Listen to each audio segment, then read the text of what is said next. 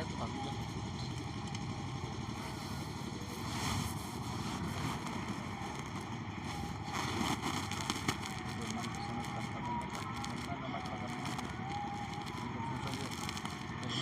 علیکم ورحمۃ اللہ وبرکاتہ۔ وعلیکم السلام۔ الحمد للہ رب العالمین، والصلاة والسلام علی سید الانبیاء والمرسلین وعلی آلہ وصحبہ اجمعین۔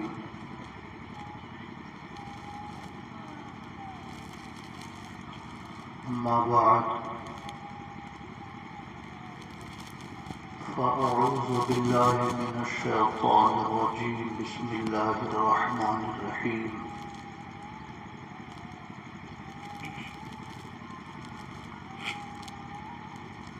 لمسجد أسس على التقوى أحق أن تقوم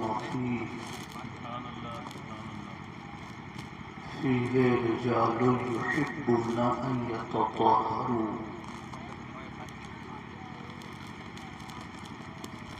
آمنت بالله صدق الله مولانا العظيم وصدق رسوله النبي الأمين الكريم۔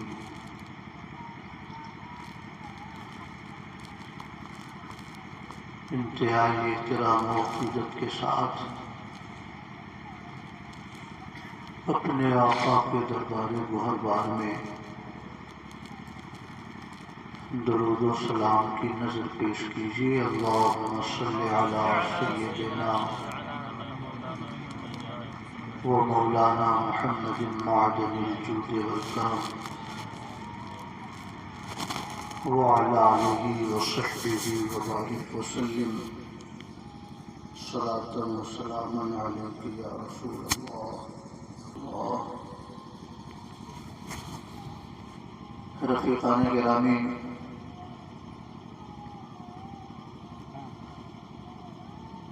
علماء کی صحبتوں سے دوری کا اتنا بڑا نقصان ہمارے سماج کو ہو رہا ہے کہ بہت چھوٹے چھوٹے مسائل سے بھی ہمارا نوجوان بے خبر رہتا ہے۔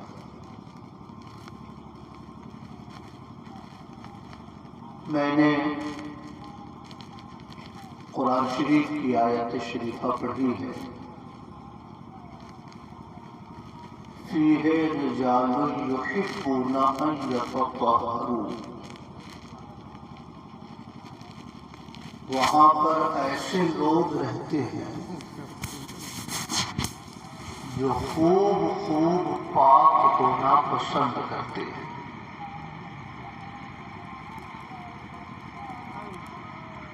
مدینہ شریف سے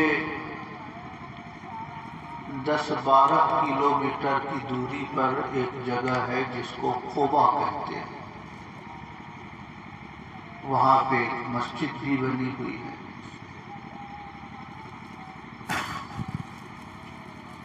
وہاں کے رہنے والے مسلمانوں کے بارے میں یہ آیت شریفہ نازل ہوئی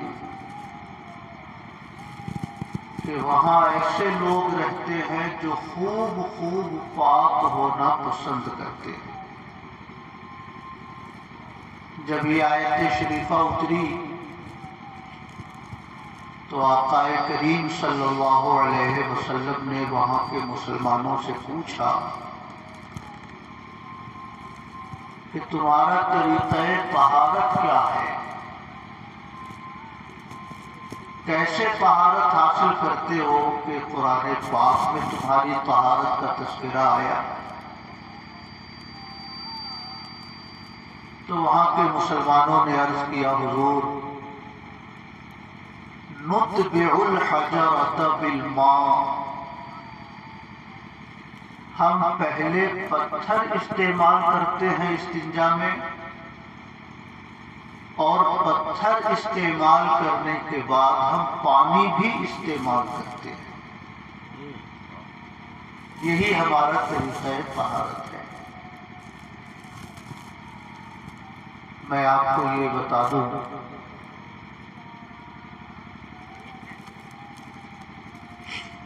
کہ عرب میں پانی کی بہت شدید قلت تھی اور آج بھی قلت ہے۔ مکہ شریف جانے والے لوگوں کو خوب اندازہ ہے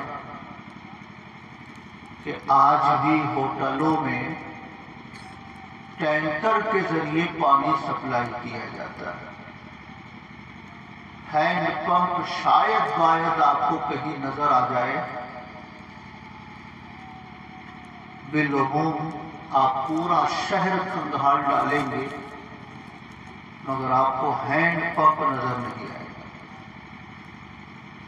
صبح صبح آپ گلیوں سے گزریں تو ہر ہوٹل کے دروازے پہ ٹینکر لگا ہوتا ہے، اسی ٹینکر سے پانی ٹنکیوں میں سپلائی ہوتا ہے۔ تو آج کے اس ترقی یافتہ دور میں جب پانی کی اتنی دشواری ہے تو آج سے 1400 سال پہلے تو حالات اور پریشان کن رہے ہوں گے۔ اس لیے بالعموم عرب کے مسلمان طہارت حاصل کرنے کے لیے پتھروں کا استعمال کرتے تھے۔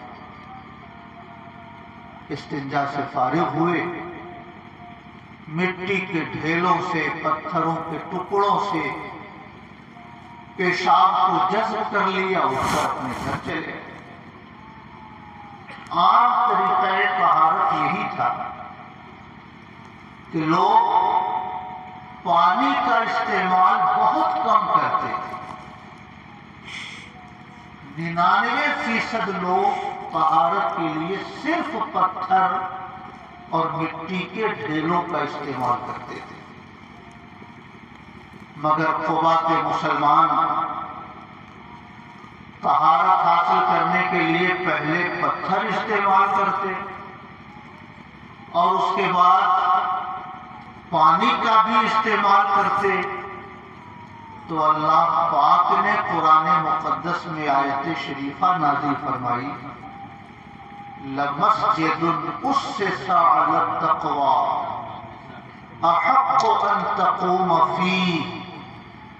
وہ مسجد جس کی بنیاد تقوی پر رکھی گئی، وہ مسجد اس بات کی زیادہ مستحق ہے کہ اے پیغمبر آپ اس میں قیام کریں، آپ اس میں عبادتیں کریں۔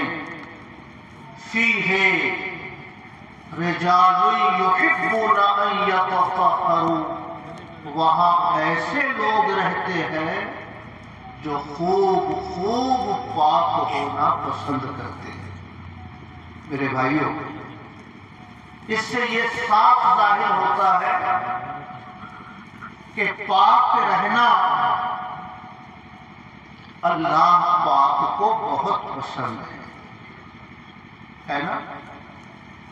نماز اس کی بھی بنیاد پاکی پر، قرآن کی تلاوت اس کی بھی بنیاد پاکی پر، حج کی ادائیگی اس کی بھی بنیاد پاکی پر۔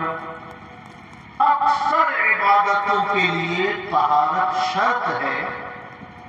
اگر انسان پاک نہ ہو تو نہ عبادتیں درست ہوتی ہیں، نہ عبادتوں کی برکتیں حاصل ہوتی ہیں۔ مگر علماء کی صحبتوں سے دوری کا یہ بہت بڑا نقصان ہے کہ ہمارا نوجوان آج طہارت کے مسائل سے بھی بے خبر ہے۔ سمجھ رہے ہیں؟ آج اتنی شاندار مجلس سجائی گئی مگر کتنے نوجوان ایسے ہوں گے کہ ان سے ہمارے حافظ اجمیر صاحب نے کہا ہوگا چلیے میراث شریف میں، تو ان کا جواب ہوگا کہ آپ ہو لیجئے، میرا بدن ٹھیک نہیں ہے نا؟ کسی کے والد کا انتقال ہو جائے، جنازہ کا اعلان ہو مولانا طیب صاحب کی طرف سے اعلان ہو 10 بجے جنازہ ہے، بہت سارے نوجوان کہتے ہیں آپ لوگ ہو لیجئے، میرا بدن ٹھیک نہیں۔ یہ بدن ٹھیک نہیں ہے کیا والا؟ اصل میں اس نوجوان نے کہیں پیشاب کیا ہوگا، پانی سے پیشاب کے قطروں کو دھوئے بغیر وہ اٹھ گیا ہوگا، اس لیے وہ نوجوان قاری طیب صاحب سے عذر کرتا ہے میرا بدن ٹھیک نہیں، حافظ اجمیر صاحب سے معذرت کرتا ہے میرا بدن ٹھیک نہیں۔ میرے بھائیوں، میں اس حوالے سے 2 باتیں آپ کو سمجھانا چاہتا ہوں۔ پاک رہنا یہ ایمان کی شان ہے، پاک رہنا یہ مومنوں کا شعار ہے۔ موت کب آ جائے اس کا کوئی ٹھکانہ نہیں، تو کم سے کم ہمارا جسم تو پاک رہے، تاکہ اگر اللہ کی بارگاہ میں جانے کا موقع آ جائے تو ہم پاکی کی حالت میں اللہ کی بارگاہ میں حاضر ہوں۔ اس لیے پاک رہنا بہت ضروری ہے، اور پاک رہنے کے لیے کوئی ہاتھی گھوڑے کی ضرورت نہیں پڑتی کہ ڈالٹن گنج سے ہاتھی لایا جائے اور برواڈی سے گھوڑا خریدا جائے تب آدمی پاک ہوگا۔ پاک رہنے کے لیے صرف عالموں کی صحبت کی ضرورت ہے، دین کی معلومات کی ضرورت ہے۔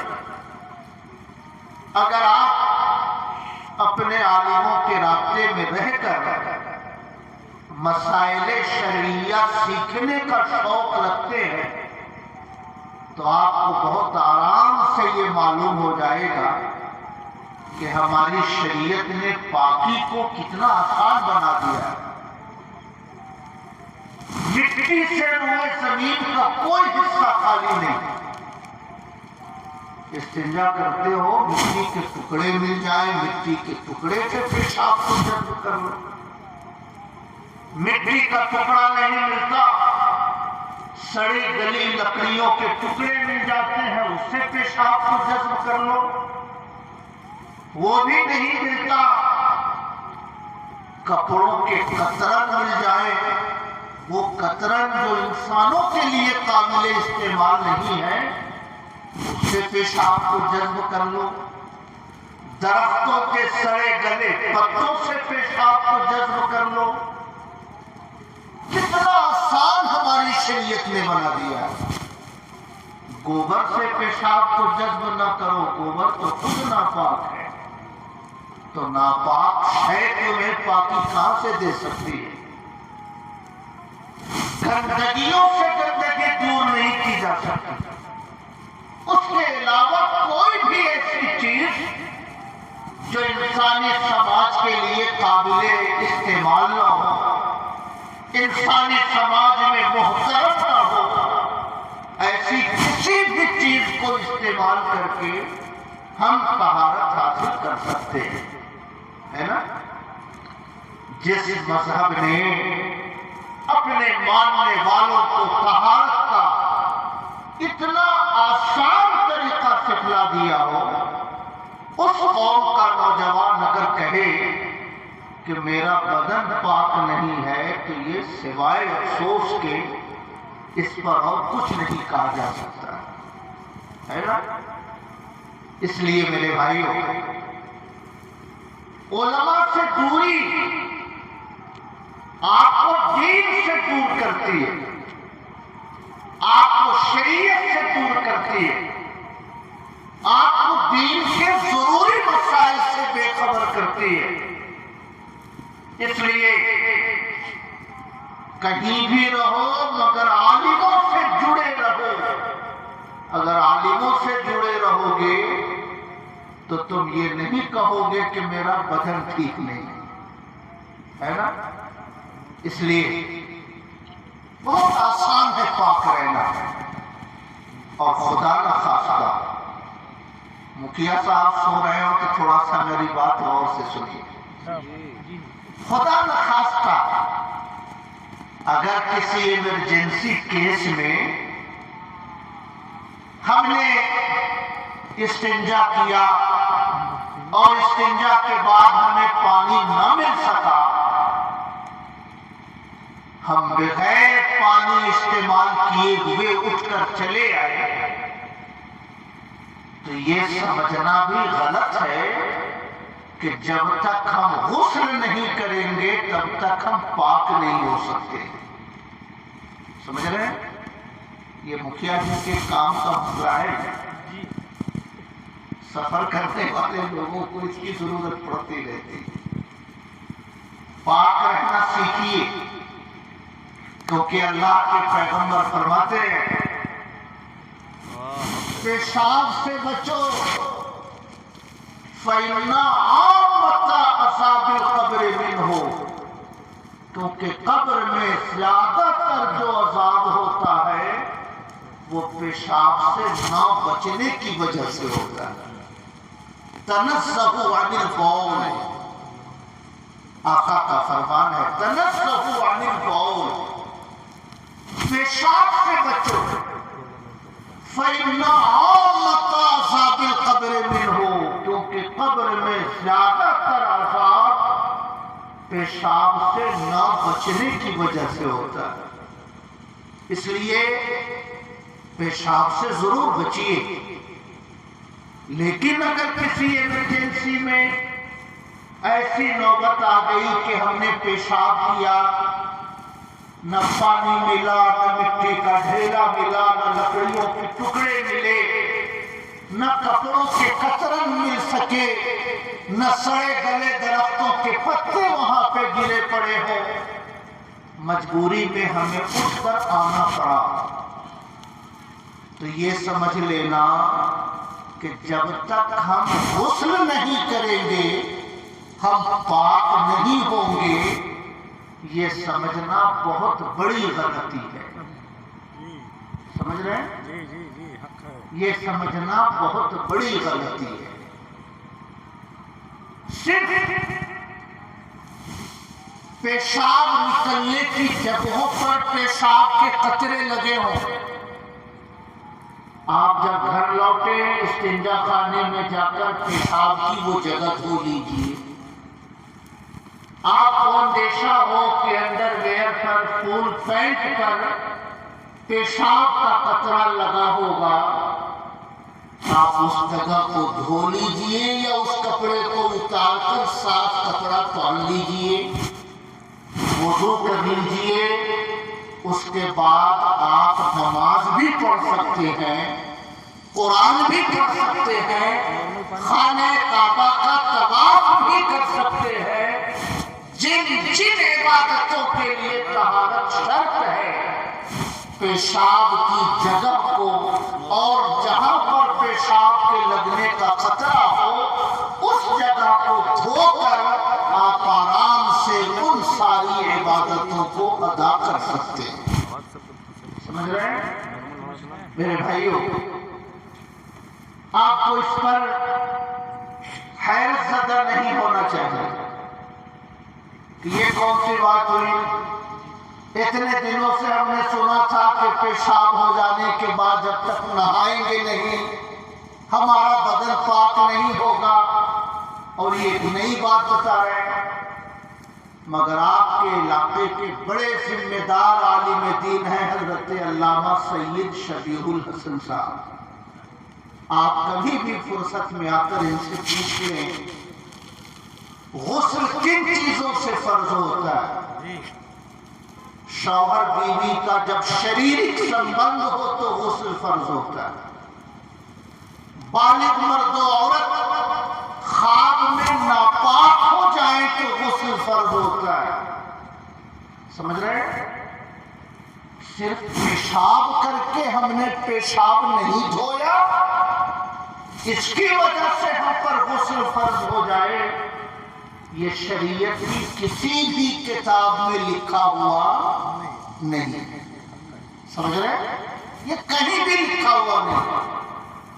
مگر علماء کی صحبت سے دوری کا یہ اثر ہے کہ ہم یہ سمجھتے ہیں کہ ہم نے استنجا نہیں کیا تو ہم جب تک غسل نہیں کریں گے ہم پاک نہیں ہو سکتے، ہم نماز نہیں پڑھ سکتے.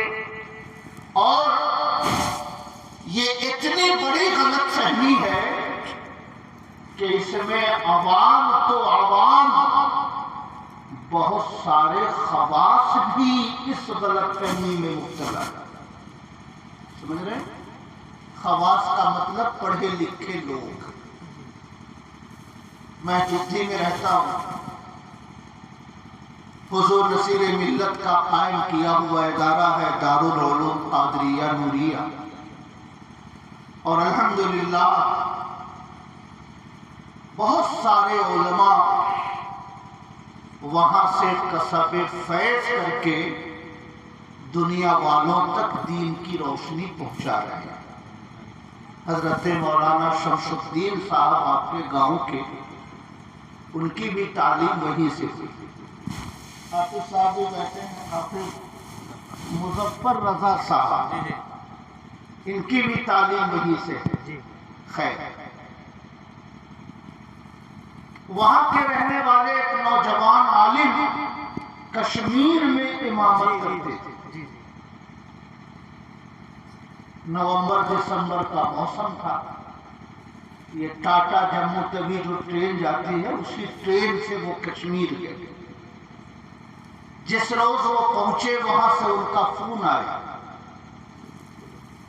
کہ میں یہاں امامت کرتا ہوں، مجھے آج جمعہ کی نماز پڑھانی ہے، مگر ٹرین کے ڈبے میں پانی ختم ہو گیا تھا. کئی بار ایسا ہوا کہ میں استنجے کے لیے گیا مگر پانی نہیں ملا. بغیر استنجا کے مجھے اٹھ کر آنا پڑا، اور یہاں ٹمپریچر -15 ہے. جہاں میں امامت کرتا ہوں وہاں ٹمپریچر -15 ہے. حال یہ ہے کہ بدنا میں پانی لیا جائے تو پانی جم جاتا ہے. کشمیر میں بدنے بھی جو لوگ رکھتے ہیں تو نیچے آگ اور اوپر میں پانی. سب لوگ استنجا کرنے جاتے ہیں تاکہ آگ کی گرمی سے وہ پانی گرم رہے، جمنے کی نوبت نہ آئے. سمجھ رہے ہیں؟ خیر، مجھے نماز پڑھانی ہے، اور اگر میں غسل کروں تو بیمار پڑ جاؤں گا، اتنی ٹھنڈک ہے یہاں پر، اور غسل نہ کروں تو نماز کیسے پڑھاؤں گا؟ کیونکہ بغیر استنجا کے میں نے کئی بار، بغیر پانی استعمال کیے ہوئے میں نے کئی بار استنجا کیا. تو میں نے ان سے کہا کہ آپ غسل خانہ چلے جائیں، پیشاب کے لگنے کا خطرہ جہاں جہاں ہو اس جگہ کو دھو لیجئے. آپ نے سفر میں جو کپڑا پہن رکھا تھا اس کپڑے کو بدل لیجئے، صاف کپڑا پہن لیجئے، وضو کر لیجئے، اور آپ جا کر نماز پڑھائیے. نماز پڑھانے میں کوئی حرج نہیں. کہا کیوں؟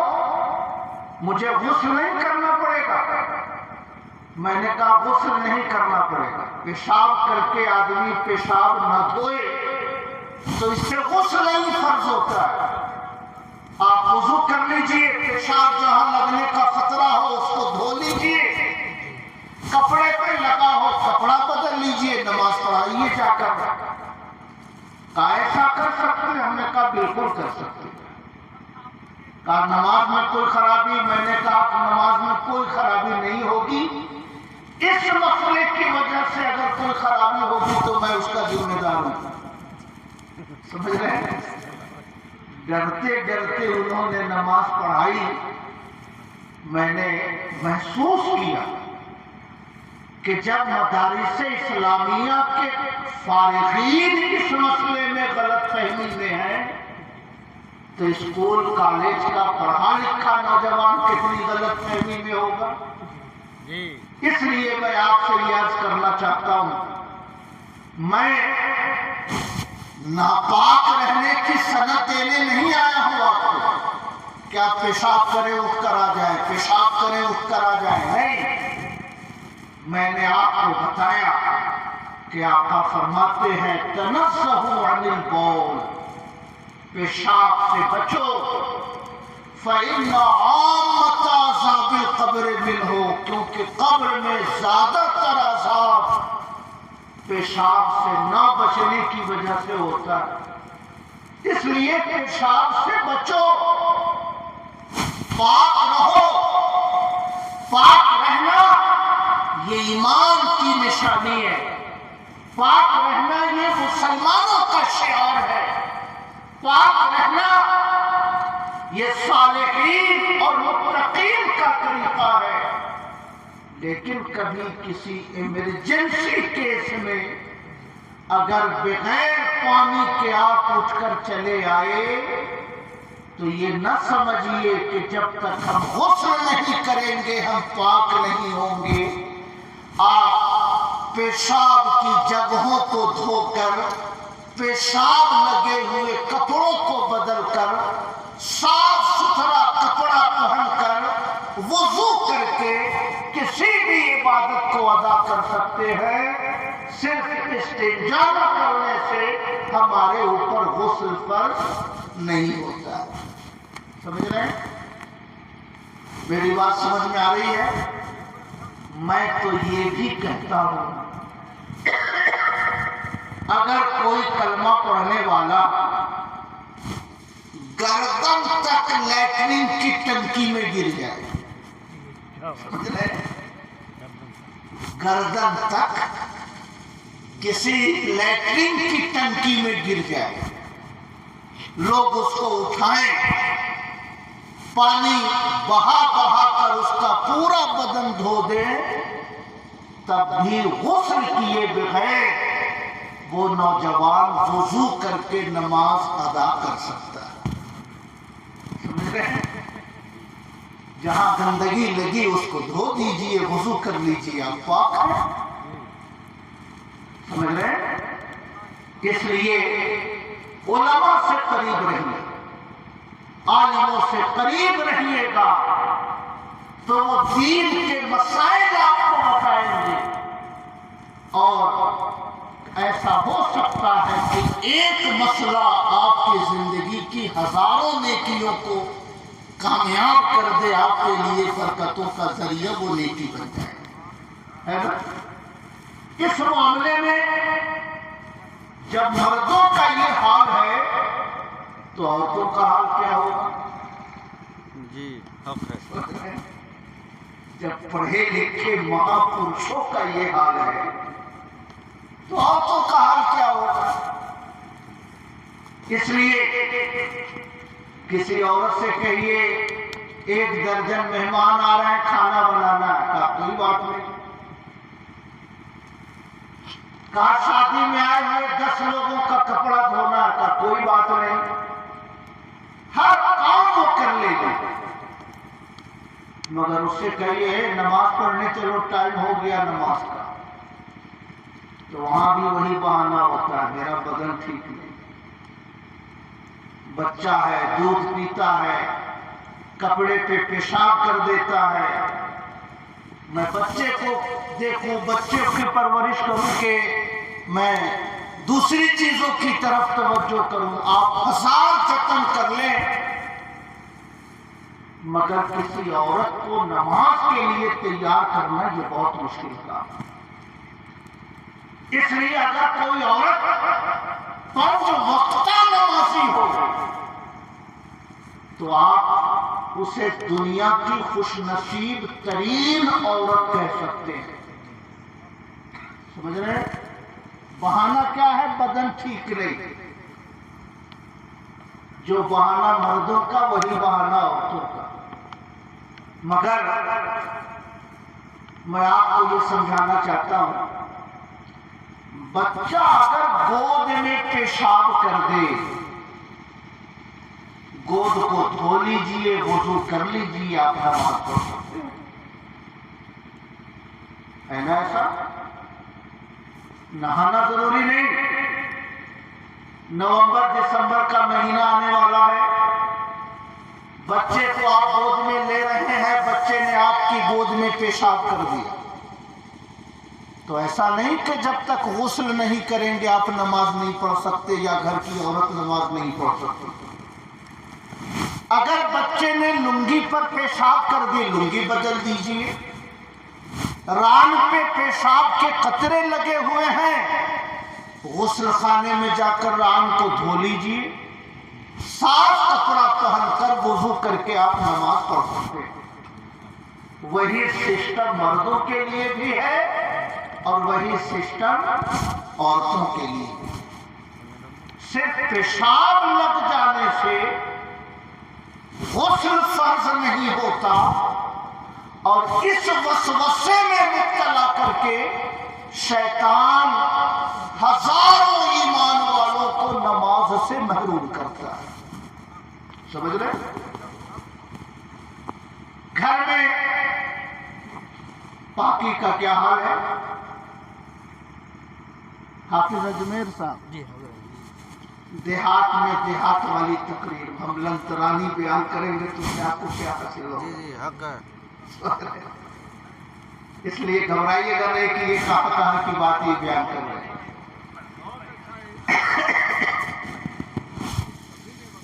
بچے نے پیشاب کر دیا آنگن میں،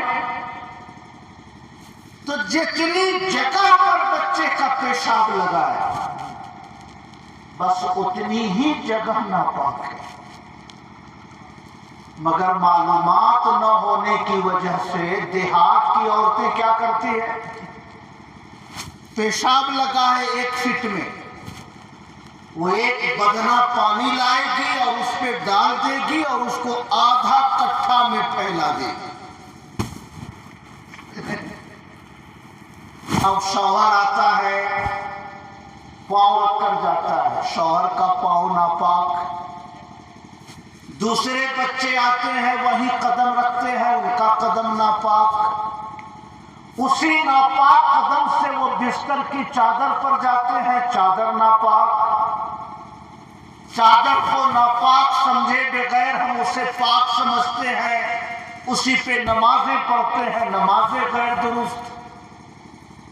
ایک چھوٹا سا مسئلہ، مگر معلومات نہ ہونے کی وجہ سے عورت نے پانی ڈال کر لیپ دیا آدھے کٹھے میں، تو شوہر بھی ناپاک ہوا، بچہ بھی ناپاک ہوا، بستر بھی ناپاک ہوا، بستر پر پڑی ہوئی نماز بھی غلط ہو گئی۔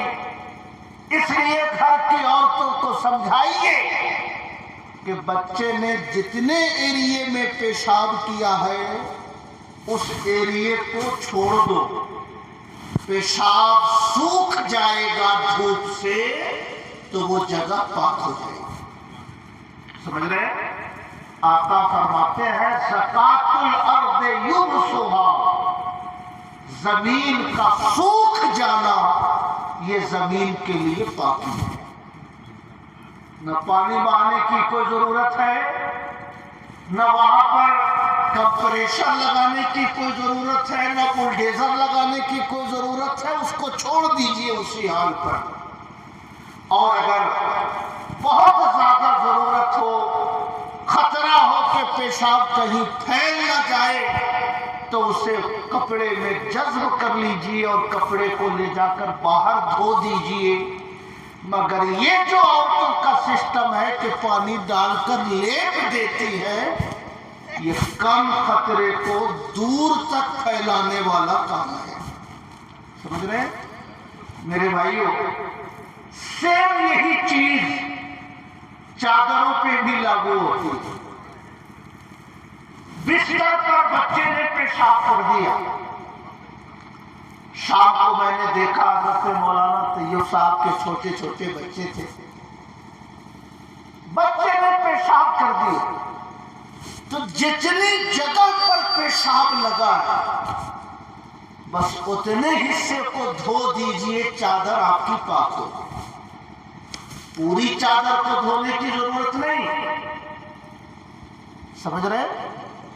پوری چادر کو دھونے کی ضرورت نہیں، بچے نے بیچ میں پیشاب کیا، उतने हिस्से को हाथ से पकड़ लीजिए, हैंडपंप के नीचे ले जाकर 2-4 बार पानी बहा दीजिए, यकीन हो जाए कि पेशाब बह गया होगा, चादर आपकी पाक हो गई। पूरी चादर को जो हम लोग बाल्टी में डाल देते हैं, ये खतरे वाला काम करते हैं। जगह नापाक थी 1 फीट और हमने बाल्टी में डालकर 10 फीट की चादर को हमने नापाक कर दिया। समझ रहे हैं? गद्दा बिछा हुआ है बिस्तर पर, गद्दे पे बच्चे ने पेशाब कर दिया, पूरा गद्दा धोने की जरूरत नहीं है। गद्दा उठाकर बाहर आंगन में चारपाई पर रख दीजिए और उतने हिस्से पर बदने के टोटी से पानी बहा दीजिए, उतने हिस्से पर 2-4 बार, यकीन हो जाए आपको कि पेशाब बह गया होगा, आपका वो गद्दा पाक हो गया। पूरे गद्दे को धोने की कोई जरूरत नहीं, जितने हिस्से पे लगा है उतने हिस्से को धो दीजिए, आपका कपड़ा, आपका बिस्तर, आपका गद्दा और आपका जिस्म पाक हो गया। समझ रहे? मैं आपसे अर्ज करना चाहता हूं, अल्लाह पाक इरशाद फरमाता है, फस्अलू अहल ज़िक्र इन कुंतुम ला तालमून, इल्म वालों से पूछा करो, अगर तुम नहीं जानते हो तो इल्म वालों से पूछा करो। हो सकता है एक मसला न जानने की वजह से आपकी पूरी जिंदगी की इबादत खराब हो सकती है। इसलिए आका फरमाते हैं, तदारुसुल इल्म साअतम मिनल लैल खैरुम मिन इहयाइहा, रात के चंद लम्हों में दीन की बातें सीखना और सिखाना, ये रात भर नफल इबादत करने से ज्यादा बेहतर है।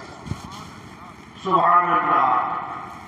एक आदमी इशा से लेके फजर तक 200 रकात नफल नमाज पढ़ता है, और कारी तैयब साहब, हाफिज अजमेर साहब 5 मिनट में बैठकर किसी बच्चे को कोई मसला पढ़ा देते हैं।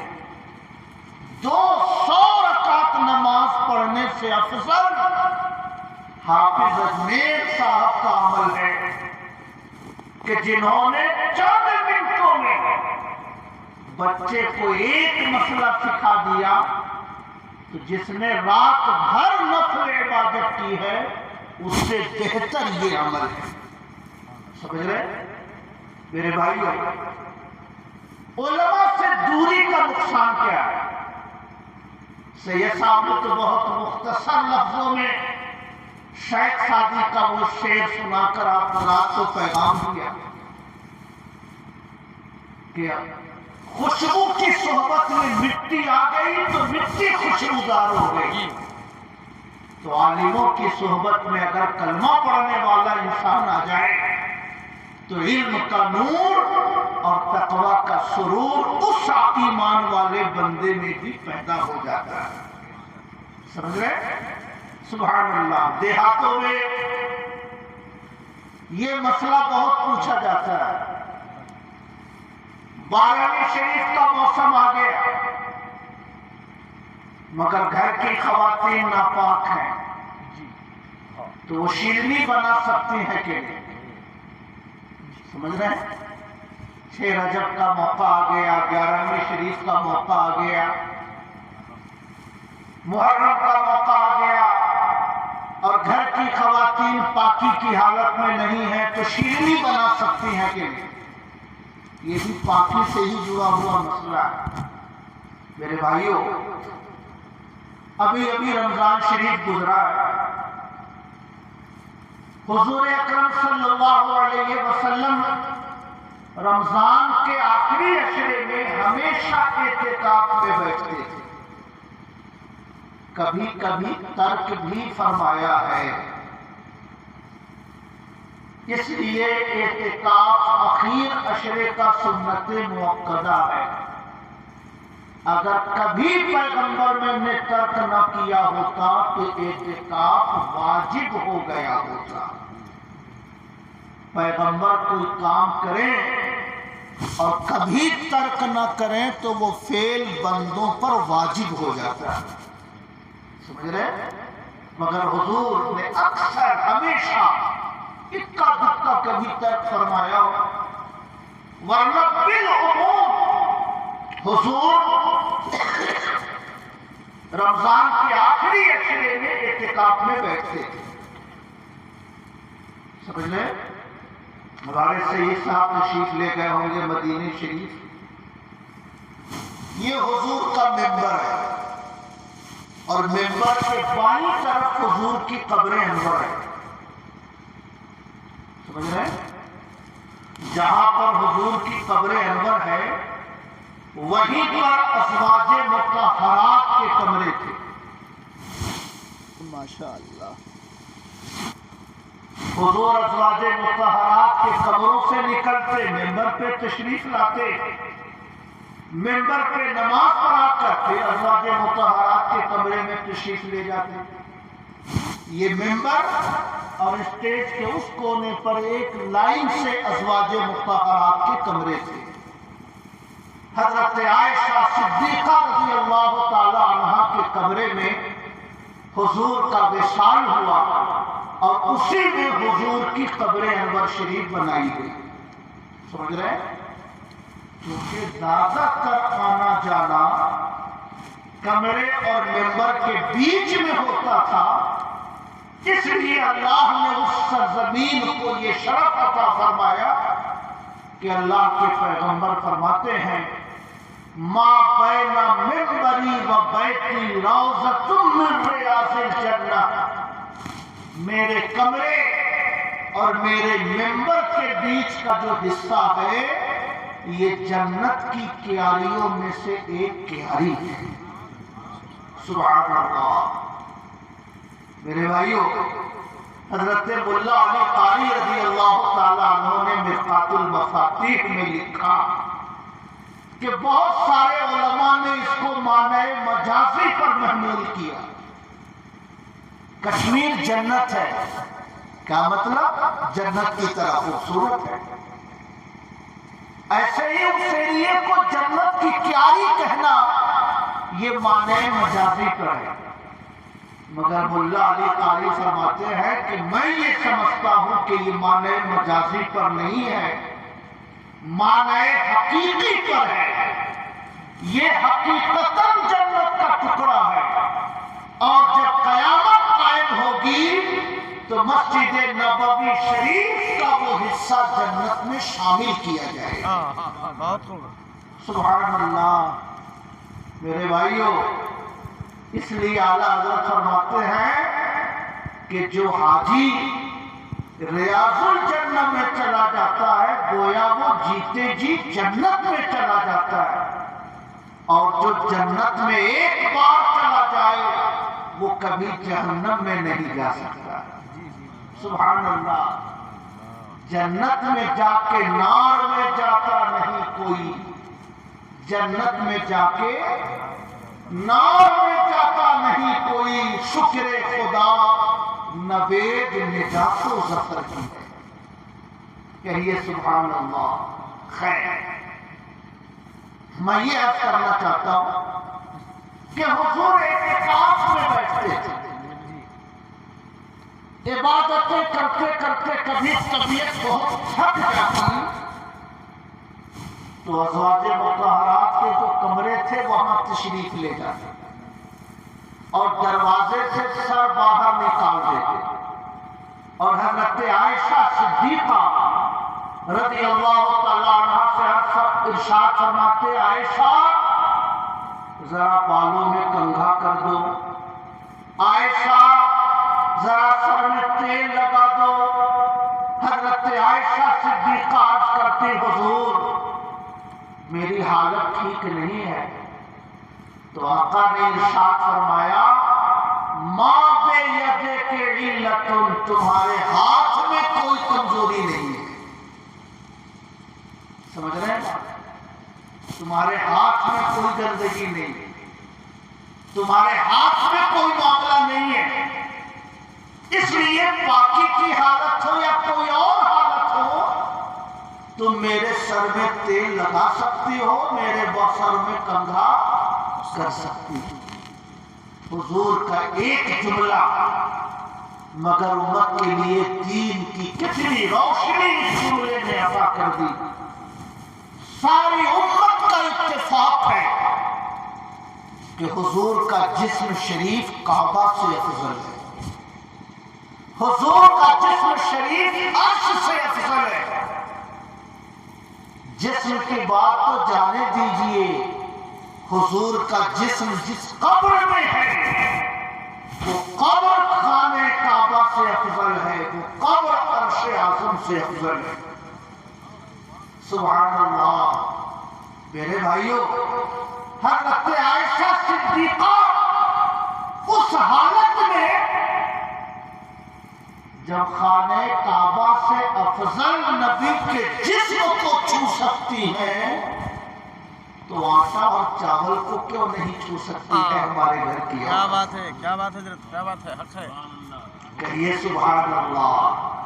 حضرت عائشہ جب خانہ کعبہ سے افضل جو جسم انور ہے, عرش اعظم سے افضل جو جسم ہے, جب حضرت عائشہ اس جسم منور کو چھو سکتی ہے تو ہمارے گھر کی عورت آٹا اور چاول کو کیوں نہیں چھو سکتی ہے؟ سمجھ رہے ہیں؟ اس لیے یہ غلط فہمی دل سے نکال دیجیے کہ عورت اگر پاک نہ ہو تو شیرینی نہیں بنا سکتی, عورت اگر پاک نہ ہو تو زردہ اور محرم کا کھچڑا نہیں بنا سکتی. پاک ہو ناپاک ہو, اس کا تعلق عبادتوں سے ہے, کھانا پکانے اور کھانے سے اس کا کوئی تعلق نہیں ہے. سمجھ رہے؟ اس لیے ہمارے گھر کی عورتیں ناپاکی کی حالت میں بھی بزرگوں کے ایصال ثواب کے لیے شیرینی بنا سکتی ہیں. شرعاً اس میں کوئی حرج کی بات نہیں ہے. درود شریف پڑھیں. اللہم صلی علی سیدنا و مولانا محمد معدن الجود والکرم وعلی آلہ وصحبہ وبارک وسلم. صلاۃ و سلام علیک یا رسول اللہ. علماء کی دوری سے کیا کیا نقصان ہوتا ہے؟ سید صاحب نے بہت مختصر بات ارشاد فرمائی. عالموں سے دور رہنے سے انسان اتنی غلط فہمی میں پڑتا ہے کہ عام طور سے لوگ یہ سمجھتے ہیں کہ کوئی عورت مرغا مرغی ذبح نہیں کر سکتی. جی کیا بات ہے. عام طور سے لوگ یہ سمجھتے ہیں. کتنے اماموں کی امامت چلی گئی, جی کتنے مؤذنوں کی اذان دینے کی خدمت سے لوگ محروم ہو گئے. مرغی جا بلد تھی, دوڑی دوڑی لے کر آئی مسجد کے امام کو تلاش میں, امام صاحب نہیں ملے. اگلے دن امام صاحب کی خیریت دی. ایسے امام کے رہنے سے فائدہ کیا ہے کہ میری مرغی ذبح کیے بغیر مر گئی اور میرا اتنا بڑا نقصان ہو گیا. ایسا ہے نا؟ اگر ہم اور آپ اپنے گھر کی بیٹیوں کو یہ سمجھائے ہوتے کہ مرغی ذبح کرنے کے لیے امام ہونا ضروری نہیں, مرغی ذبح کرنے کے لیے حافظ اور قاری ہونا ضروری نہیں, بسم اللہ اللہ اکبر کہنا شرط ہے, اور 5 رگوں میں سے 3 رگ کا کٹنا شرط ہے. وہ مرد ہو کہ عورت, عالم ہو کہ ان پڑھ, پاک ہو کہ ناپاک, کوئی بھی کلمہ پڑھنے والا بسم اللہ اللہ اکبر کہہ کر اگر تیز دھار چیز سے مرغی کی 5 رگوں میں سے 3 रग काट दे तो वो मुर्गी हलाल हो जाती है। अगर हम अपने घर की औरतों को ये समझा लें तो कितने इमाम साहब की इमामत बच जाएगी। होगा कि नहीं ऐसा? होगा ना ऐसा? इसलिए हमें अपने घर की बेटियों को ये समझाना चाहिए कि आलिमों का होना जरूरी नहीं है। अगर कोई ऐसी सूरत आ जाती है तो खुद ही उसकी टांग पकड़ के गर्दन काट दो। अरे घबराहट में अगर गर्दन पूरी कट भी गई तब भी उससे मुर्गी हराम नहीं होगी, हलाली रहेगी। औरत कहेगी कि हमको डर लग रहा है कहीं ऐसा ना हो कि चाकू चलाए तो पूरी गर्दन ही साफ हो जाए, तो उससे कहिए कि जानबूझकर ऐसा नहीं करना चाहिए। 3 रग काटना जरूरी है तो जितने से काम चल जाए उससे ज्यादा काटने की क्या जरूरत है।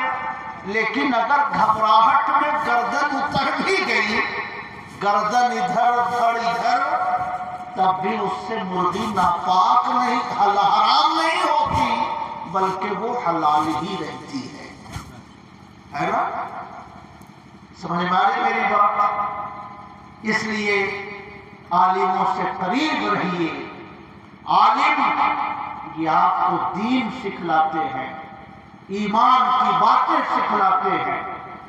जाकिर नाइक इंजीनियर मोहम्मद अली मिर्जा के फिक्रों से बचाते हैं।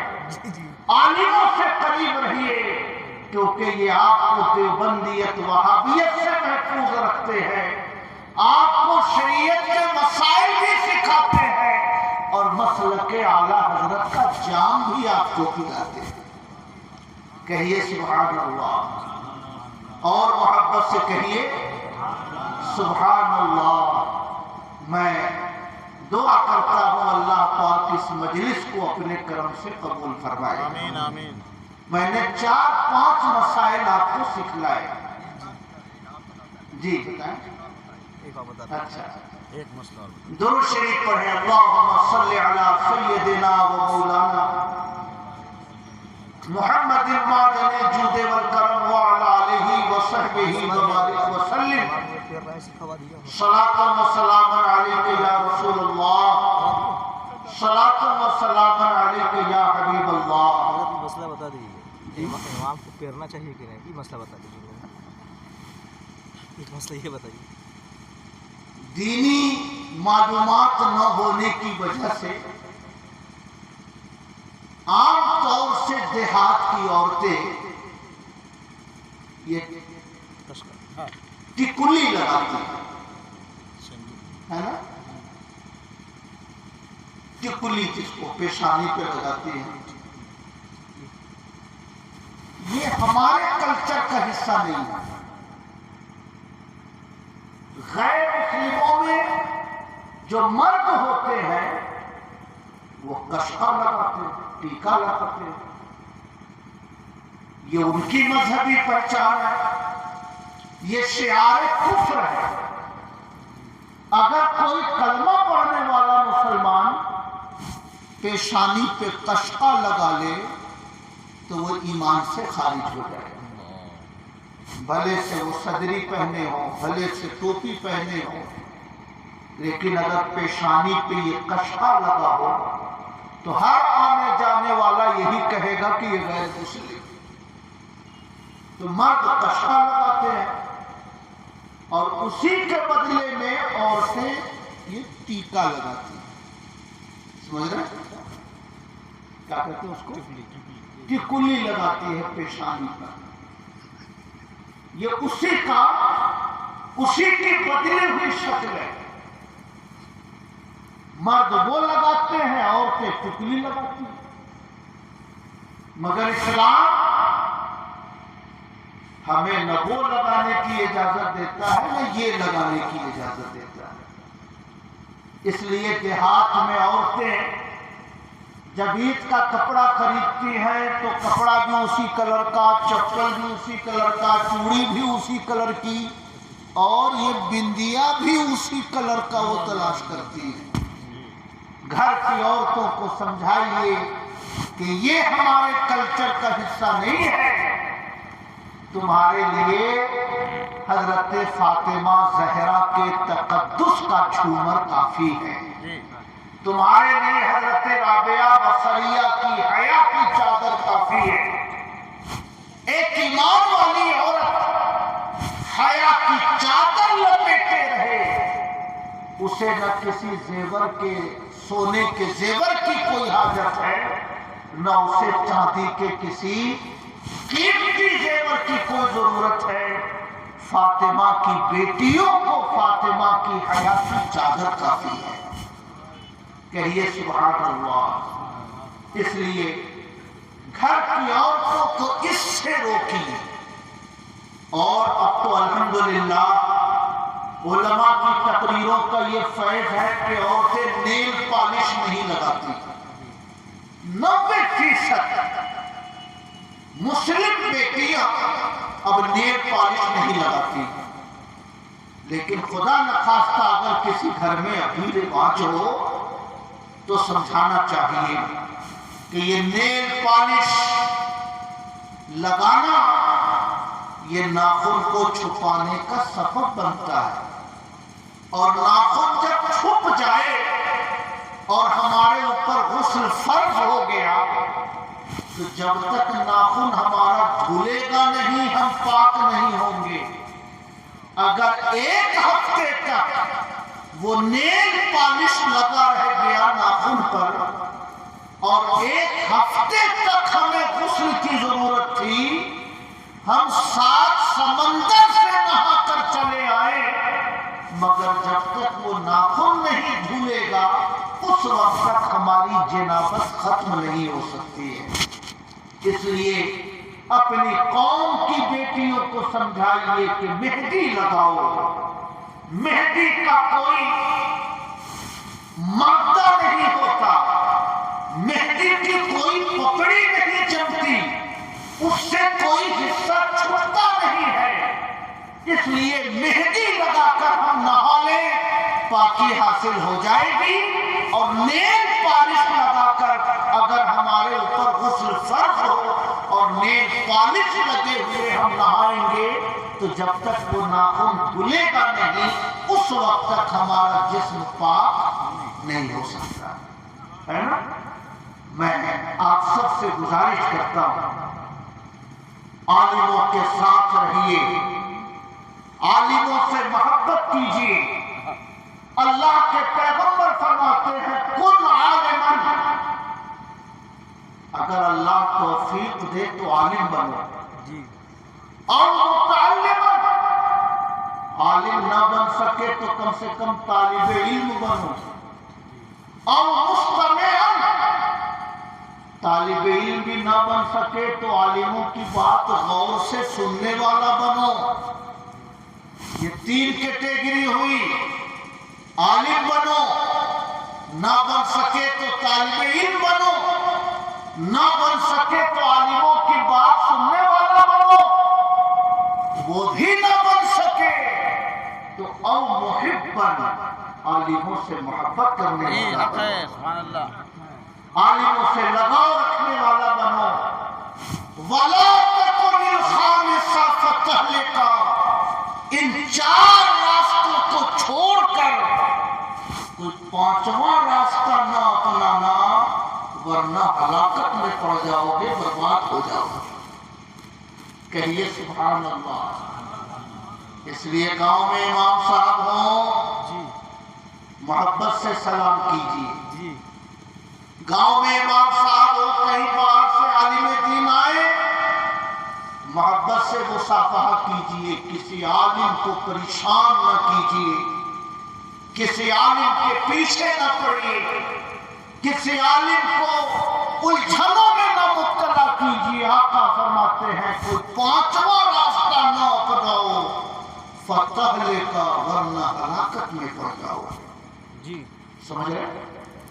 عالم سے نفرت ہوگی تو عالم کی باتوں سے نفرت ہوگی. جی عالم سے نفرت ہوگی، عالم کی پڑھی ہوئی نعتوں سے نفرت ہوگی. جی عالم سے نفرت ہوگی، عالم کی دی ہوئی ہدایتوں سے نفرت ہوگی، اور جب ہدایت سے نفرت ہو جائے، قرآن کی تلاوت سے نفرت ہو جائے، عالم دین کی ہدایت سے نفرت ہو جائے، تو وہ آدمی مسلمان نہیں رہ سکتا ہے، وہ تو کفر کے دلدل میں جاتی ہے، ہے نا؟ اس لیے آقا فرماتے ہیں کن عالما، ہو سکے تو عالم بنو، او متعلما، یا طالب علم بنو، او مستمعا، یا عالموں کی باتیں سننے والا بنو، او محبا، لاسٹ کیٹیگری یہ ہے کہ عالموں سے لگاؤ رکھنے والا بنو، ولا تکن الخامس فتہلک، ان چار راستوں کو چھوڑ کر کوئی پانچواں راستہ نہ اپنانا، ورنہ ہلاکت میں پڑ جاؤ گے، بربادی میں پڑ جاؤ گے۔ سمجھ رہے ہیں؟ میں نے آپ کو 5-6 مسئلے سکھائے۔ استنجا کر کے پانی سے نہ دھونے سے آدمی پر غسل فرض نہیں ہوتا، ایک مسئلہ۔ اگر کپڑے پر گود میں بچہ پیشاب کر دے تو کپڑے کو دھو لیجئے، ران کو پیر کے اس حصے کو دھو لیجئے، وضو کر کے نماز پڑھیے۔ بدن پر بچہ پیشاب کر دے تو اس سے غسل فرض نہیں ہوتا۔ چادر پر بچہ پیشاب کر دے تو جتنے حصے پہ اس نے پیشاب کیا اتنے حصے کو دھو دیجئے، چادر پاک ہو جاتی ہے۔ آنگن میں کمرے میں بچہ پیشاب کر دے تو اس پہ پانی ڈال کر دور تک نہ پھیلائیے، جتنے حصے پہ پیشاب لگا ہے اتنے حصے میں دھوپ کی وجہ سے پیشاب سوکھ جائے تو وہ زمین پاک ہو جاتی ہے۔ کوئی خاتون ناپاکی کی حالت میں بھی بزرگان دین کے ایصال ثواب کی شیرینی بنا سکتی ہے۔ جانوروں کو ذبح کرنا یہ مردوں کے لیے بھی جائز ہے اور عورتوں کے لیے بھی جائز ہے۔ مرد پاک ہو تب بھی ذبح کر سکتا ہے، ناپاک ہو تب بھی ذبح کر سکتا ہے، اسی طرح عورت پاک ہو تب بھی ذبح کر سکتی ہے، ناپاک ہو تب بھی ذبح کر سکتی ہے۔ بسم اللہ اللہ اکبر پڑھ کر کوئی بھی ایمان والا جانور ذبح کر سکتا ہے، اور اگر غلطی سے گردن کٹ کے الگ بھی ہو جائے تب بھی اس سے جانور حرام نہیں ہوتا ہے۔ یہ میں نے 5-7 مسئلے آپ کو سکھائے۔ میں دعا کرتا ہوں کہ اللہ پاک اس مجلس کو اپنے کرم سے قبول فرمائے، اور بڑے ہی ذوق و شوق سے حالی جناب احتشام الحسن صاحب، ماسٹر امین صاحب، ماسٹر معین صاحب، یہ بھائیوں نے محمد شمشیر صاحب اور ان کے اہل خانہ نے اتنی عظیم الشان مجلس کا اہتمام کیا۔ اللہ پاک ان سارے بھائیوں کو جزائے خیر عطا فرمائے، اور جس بچے کے سلسلے میں یہ مجلس منعقد ہوئی اللہ پاک اس بچے کو بھی صحت، عافیت، ایمان اور عمل خیر کے ساتھ شاد و آباد فرمائے۔ اور میں سارے عوام کا، علماء کا شکر گزار ہوں کہ آپ حضرات نے چند باتیں میری سماعت کی۔ اللہ پاک اسے ہم سب کے لیے ذخیرہ آخرت بنائے۔ وما علینا الا البلاغ۔ کھڑے ہو کر سلام و سلام پیش کیجیے۔